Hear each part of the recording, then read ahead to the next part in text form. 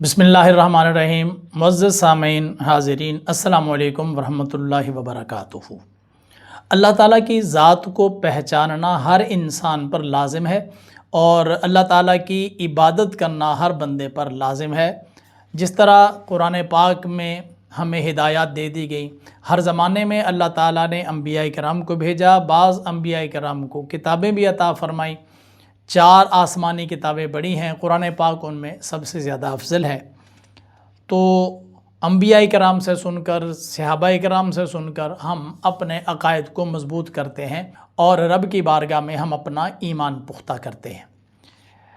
لیکن ساتھ ساتھ یہ بھی ہے کہ ہمیں اپنی عقل سے بھی، اپنی سمجھ سے بھی اپنے رب کو پہچاننے کی کوشش کرنی چاہیے۔ اگر عقل اس بات کی طرف لے کر جائے کہ ہم اللہ کے وجود کو مان لیں، اس کی وحدانیت کو مان لیں، تو اس عقل پر شاباش، اور اگر عقل کسی اور طرف لے کر جائے تو پھر اس عقل کے گھوڑے سے اتر کر پیدل چلنا شروع کر دیں۔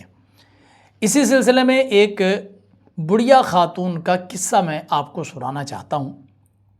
وہ چرخہ کاتا کرتی تھی، تو ایک دن اس بڑھیا کے پاس محلے کے مولانا صاحب کسی کام سے گئے، تو وہ عمر رسیدہ بڑھیا تھی۔ مولانا صاحب نے بڑھیا سے ایک سوال کیا، کہا اماں جی، میں جب سے آپ کو دیکھ رہا ہوں آپ چرخہ کاتتی ہیں، تو ساری زندگی آپ نے چرخہ کاتنے میں ہی گزار دی یا آپ نے اللہ کو بھی پہچانا؟ تو اماں جان نے مولانا صاحب کی طرف دیکھا اور دیکھ کر بولی کہ میں نے اپنے اللہ کو پہچانا ہے۔ تو مولانا صاحب حیران ہوئے کہ کتنے اعتماد کے ساتھ مائی صاحبہ نے جواب دیا۔ مولانا صاحب نے اگلا سوال کیا کہ آپ نے اپنے اللہ کو پہچانا تو ہے، لیکن کس طرح پہچانا، کس ذریعے سے اپنے رب کو پہچانا؟ تو وہ جو چرخہ کات رہی تھی، اماں نے اس چرخے کی جانب اشارہ کیا کہ میں نے اس چرخے سے اپنے رب کو پہچانا۔ مولانا صاحب اور بھی حیران ہوئے اور سوال کیا کہ چلیں ٹھیک ہے اماں جی، میں آپ سے ایک دو سوال کرتا ہوں، آپ مجھے جواب دیجیے۔ اماں نے کہا ٹھیک ہے، آپ کریں سوال۔ مولانا صاحب نے یہ سوال کیا کہ یہ بتائیے کہ اللہ ہے یا نہیں؟ پہلے تو یہ سوال ہے کہ اللہ ہے یا نہیں ہے؟ اس نے کہا بالکل اللہ ہے۔ ٹھیک ہے، اس نے کہا جی کہ اس پر آپ کے پاس کوئی دلیل بھی ہے؟ کس طرح آپ نے یہ سمجھا کہ اللہ ہے؟ اماں جی نے کہا کہ مجھے میرے اس چرخے نے بتایا ہے کہ اللہ ہے۔ اب مولانا صاحب اور بھی حیران و پریشان ہو گئے کہ ہم نے تو شرح عقائد میں پڑھا، ہم نے تو قرآن پاک میں پڑھا، ہم نے تو نبراس میں پڑھا، ہم نے تو احادیث طیبہ میں پڑھا، تب پتہ چلا اس اماں جان کو چرخہ بتا رہا ہے کہ اللہ ہے۔ وہ اور تسلی سے بیٹھ گئے اور کہنے لگے اماں جی ذرا بتائیے کہ چرخے نے آپ کو کیسے بتایا کہ اللہ ہے؟ اماں جی نے کہا بیٹے دیکھیں یہ ایک چرخہ ہے، میں جب یہاں پر آتی ہوں اپنے باقی کاموں سے فارغ ہو کر، کھانا شانا کھا کر، بچوں کو کھلا کر، تو جب اس پر بیٹھتی ہوں، اس کو چلانا شروع کرتی ہوں تو چلنے لگ جاتا ہے، اور جب میں اس کو چھوڑ دیتی ہوں تو یہ نہیں چلتا، پھر جب چلاتی ہوں تو چلتا ہے، اور جب چھوڑتی ہوں تو یہ نہیں چلتا۔ میں نے اس بات سے ایک بات سمجھ لی کہ یہ میرے پاس چھوٹا سا چرخہ ہے، میں چلاتی ہوں تو چلتا ہے، میں روک دیتی ہوں تو رک جاتا ہے۔ یہ کائنات کا اتنا بڑا چرخہ، اللہ اکبر!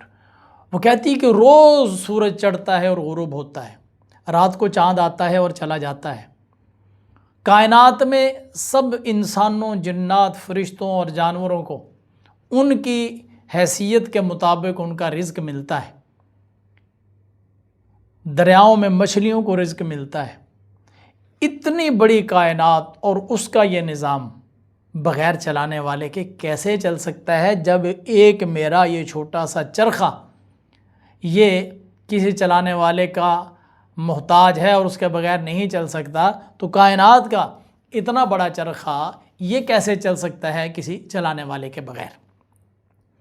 مولانا صاحب حیران ہوئے اس ماں کے تدبر پر، ان کی سوچ پر اور ان کی فکر پر۔ خیر انہوں نے ایک اور سوال کر دیا، اماں جی یہ بتائیں کہ یہ تو سمجھ آ گئی کہ اللہ ہے، ایک ہے یا ایک سے زیادہ؟ تو اماں نے ایک دفعہ اس کی جانب گھور کر دیکھا، اس نے کہا اللہ ایک ہے۔